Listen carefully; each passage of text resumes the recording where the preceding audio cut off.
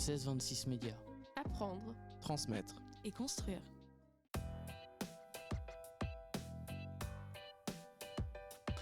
Alors les tâches principales d'un serveur, elles sont multiples. Le métier de service n'est pas simplement cantonné et des fois dit d'une manière péjorative de servir et de débarrasser des assiettes. Donc voilà, le métier de restaurateur, le métier de serveur, c'est déjà aimer le contact avec les gens, avoir une facilité d'abord pour pouvoir s'adapter à tout type de comportement, de personnalité, dans les clients qui traversent les milliers d'établissements de restauration. Aujourd'hui, il y a des gens de bonne humeur qui passent votre porte, il y a des gens de mauvaise humeur, il y a des gens bougons de nature, et puis il y a des gens enjoués et qui sont tout le temps de bonne humeur comme un serveur doit l'être pour s'adapter à toutes ces particularités-là.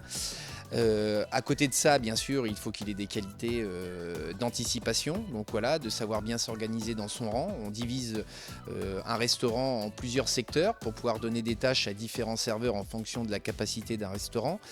Quand on a un petit établissement de restauration d'une vingtaine de places, un serveur peut suffire. Quand on a un établissement d'une capacité bien supérieure comme le nôtre, il peut y avoir besoin d'avoir en même temps sur le même service 3 rangs différents où on divise donc la salle en 3 compartiments différents, administrés à 3 serveurs différents, et donc savoir faire la gestion correcte de l'anticipation de sa prise de commande en fonction du flux d'arrivage dans son rang, pour pouvoir réguler et penser aussi que le métier de serveur c'est un métier d'équipe avec une cuisine où il y a une autre équipe qui est derrière qu'on ne voit pas mais qui est primordiale et qui avec cette complémentarité, étant donné que la cuisine n'a pas les yeux dans la salle pour savoir où en sont les assiettes, c'est le serveur qui lui donne le ton, donne la cadence et fait en sorte que le service se déroule le mieux possible. Donc voilà.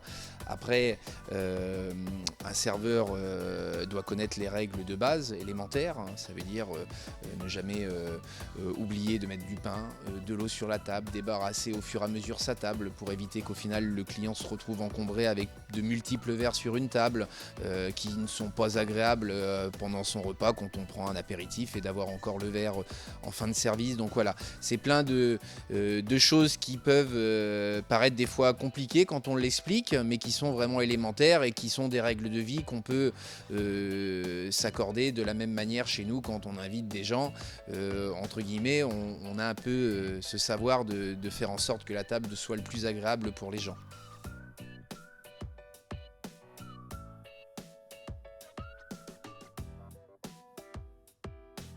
Alors comment c'est géré? On a un établissement qui est particulier, on est ouvert 7 jours sur 7, donc voilà, ça veut dire qu'il faut un roulement et une équipe qui soit conséquente pour pouvoir tenir le planning déjà, donc voilà, autant certains établissements ont 2 jours de fermeture à la semaine, ce qui permet déjà de donner les repos obligatoires directement et de ne pas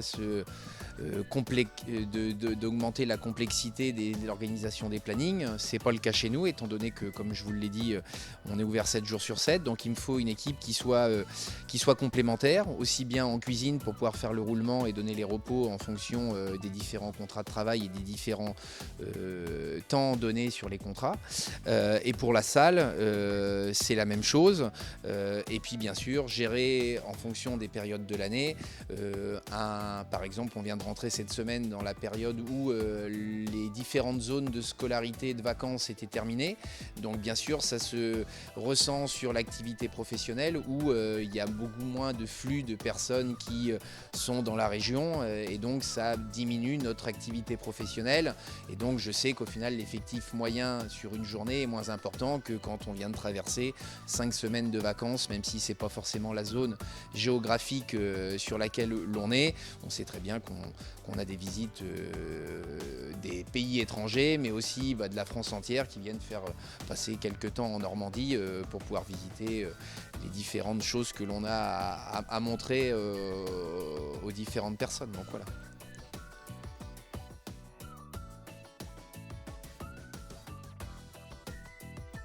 Alors le salaire moyen d'un serveur a évolué récemment, donc voilà, après la législation qui est passée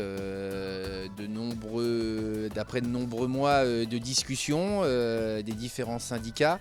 Le taux horaire minimum doit être monté à 11,07 €, je pense, de l'heure, donc voilà, ce qui correspond par exemple pour un salarié à 39 heures à environ 1470 € net par mois, donc voilà.